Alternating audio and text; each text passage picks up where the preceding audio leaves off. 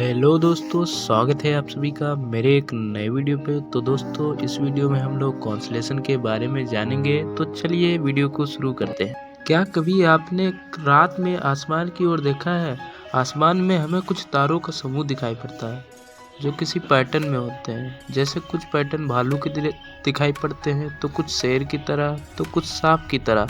ऐसे ही पैटर्न को एस्ट्रोनॉमर ने कॉन्स्टलेशन का नाम दिया। हमारे आसमान में कुल 88 कॉन्स्टलेशन हैं, जिसमें सबसे फेमस कॉन्स्टलेशन है अर्सा मेजर, जो एक कॉन्स्टलेशन का नाम। और भी ढेर सारी कॉन्स्टलेशन हैं, जैसे कि Lyra constellation, mother of Andromeda यानी कैसियोपिया, ओरियन कॉन्स्टलेशन, और भी ढेर सारी कॉन्स्टलेशन मौजूद हैं। प्राचीन काल से ही लोग ब्रह्मांड के बारे में जानने के लिए इच्छुक हैं। कुछ प्राचीन काल के एस्ट्रोनॉमर्स ने इन पैटर्न को नाम दिया, जिसे वे खासकर पुरुष और स्त्री के रूप में रिप्रेजेंट करते थे। एस्ट्रोलॉजी यानी ज्योतिष विज्ञान में भी इसका महत्वपूर्ण योगदान है। तो उम्मीद होगा अब आपको कॉन्स्टलेशन के बारे में समझ में आ गया होगा। तो चलिए दोस्तों, अब जानते हैं कि ब्रह्मांड के 5 सबसे बड़ी कॉन्स्टलेशन कौन सी हैं। तो दोस्तों, 5वें नंबर पे है हेरकुलस कॉन्स्टलेशन। तो ये कॉन्स्टलेशन अक्सर एस्ट्रोनॉमर लोग पहलवान के रूप में रिप्रेजेंट करते हैं। यह 88 कॉन्स्टलेशन में से एक है। इसका नाम प्राचीन में ग्रीस के कथा साहित्य के एक पात्र हेरक्यूलिस पर रखा गया है। इस नक्षत्र में 22 मुख्य तारे हैं, मगर इसमें 106 तारे और भी मौजूद हैं। बीटा हेरक्यूलिस इस कॉन्स्टलेशन का सबसे चमकदार तारा है। अल्फा हेरक्यूलिस भी इस कॉन्स्टलेशन का सबसे बड़ा तारा माना जाता है। यह कॉन्स्टलेशन नॉर्दर्न सेलेस्टियल स्फीयर में मौजूद है। तो चलिए अब जानते हैं 4थे नंबर पे सबसे बड़ी कॉन्स्टलेशन, जिसका नाम सीटस है। यह 1231 स्क्वायर डिग्री में फैला हुआ है। यह नॉर्दर्न और साउथर्न दोनों सेलेस्टियल स्फीयर में दिखाई देता है। पारंपरिक रूप से एस्ट्रोनॉमर इसे समुद्री राक्षस के रूप में रिप्रेजेंट करते हैं। इसमें सिर, पंजे और मछली की घुमावदार पूंछ होती है। इसमें मेन 14 तारे मौजूद हैं। डिफडा इस कॉन्स्टलेशन का सबसे चमकदार तारा है।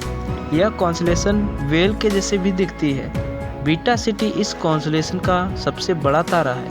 यह हमारी पृथ्वी के करीब 96 लाइट ईयर दूर है। अब हम ब्रह्मांड के तीसरे सबसे बड़े और सबसे फेमस कॉन्स्टलेशन के बारे में जानेंगे। तो दोस्तों, इस कॉन्स्टलेशन का नाम है अर्सा मेजर कॉन्स्टलेशन।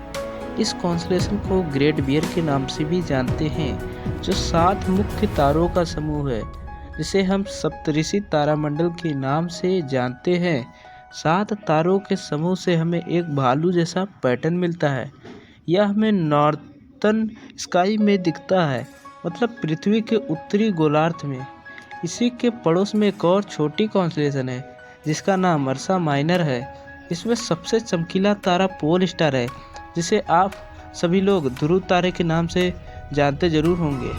अर्सा मेजर कॉन्स्टलेशन का एरिया लगभग 1280 स्क्वायर डिग्री है, जिसमें मेन 7 तारे और कुछ 13 तारे और भी मौजूद हैं, मगर टोटल 93 तारे मौजूद हैं।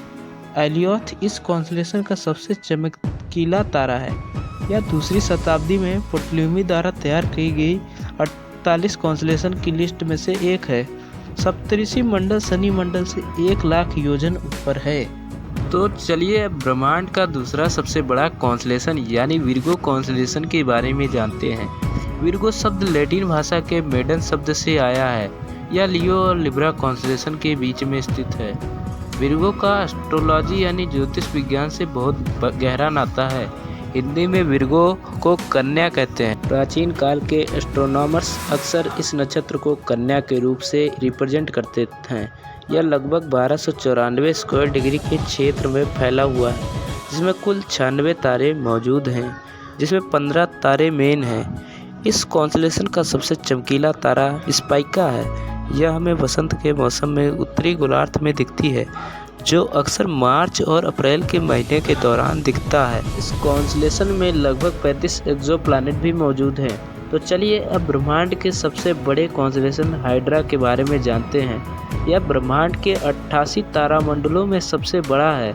इसे हिंदी में जलसर्प तारामंडल के नाम से जाना जाता है। यह लगभग 1303 स्क्वायर डिग्री के क्षेत्र में फैला हुआ है। इसमें कुल 75 तारे हैं, लेकिन 17 मेन तारे हैं। अल्फार्ड इस कॉन्स्टेलेशन का सबसे चमकीला तारा है।